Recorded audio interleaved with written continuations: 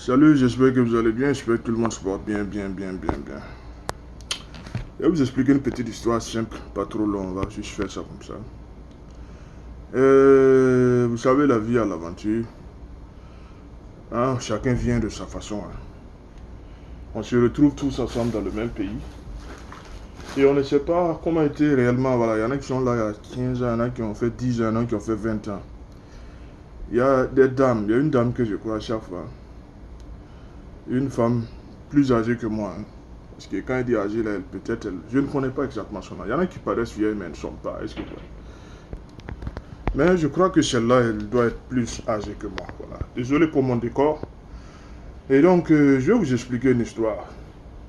La première fois qu'elle m'a vu passer, vous savez, quand on est tous à l'étranger, on est africain, on se reconnaît.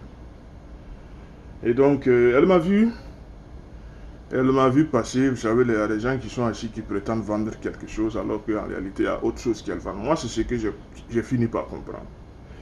Quand vous voyez votre frère africain, votre frère quoi, nigérien, malien, tout ce que vous voulez, il faudrait lier le contact au lieu de passer votre temps à dire hey, s'il te plaît, tu peux m'aider, tu peux me soutenir, ceci, cela, ok. Vous savez, expliquer, ayez une causerie, nouer des liens avec les gens. Ce qui n'a pas été le cas. La première fois que je suis passé, j'avais pas assez d'argent pour payer ce qu'elle. Bon, bref, c'est toute une longue histoire. Et donc, la deuxième fois encore, elle m'a appelé. La troisième fois, chaque fois quand je passe, c'était devenu comme une obligation pour elle de m'arrêter. Et puis voilà, il faut que tu me donnes de l'argent. Parce que tu ressembles peut-être à quelqu'un qui travaille. Et généralement, elles sont fatiguées. À quel âge? Je suis sûr qu'elle a, si elle n'a rien fait dans le pays, c'est peut-être 10, 15 ans, 20 ans. Même pas 10 ans, même 20 ans. Peut-être qu'elle a des enfants. Généralement, ce sont des gens qui ont eu les papiers il y a longtemps. Et donc, pour vous dire une chose, ce sont des gens qui n'ont pas été à l'école. Ils n'ont pas été éduqués. Peut-être son mari qui l'a envoyé. Et le gars aussi, à un moment, les gens divorcent. Hein. À un moment, là, chacun, les gens, même les vieux, là. Vous voyez les vieux assis. C'est la vie. On est chez les blancs. Hein. Donc, qu'est-ce qui se passe?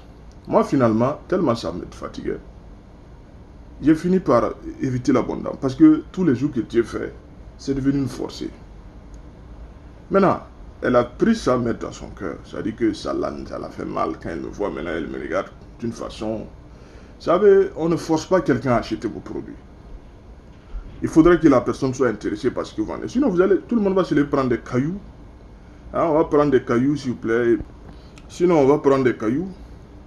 Et tu te lèves, tu t'assois devant une croix et tu dis, voilà, hey, mes frères, venez me soutenir, je vends ça. Même s'ils n'en ont pas besoin. Ça ne marche pas, ça ne marche pas. Et donc, je vais vous dire une chose. On va passer à la deuxième étape. Ça, c'est la première leçon d'abord, numéro 1. Ok. On va passer à la deuxième étape par rapport au même sujet.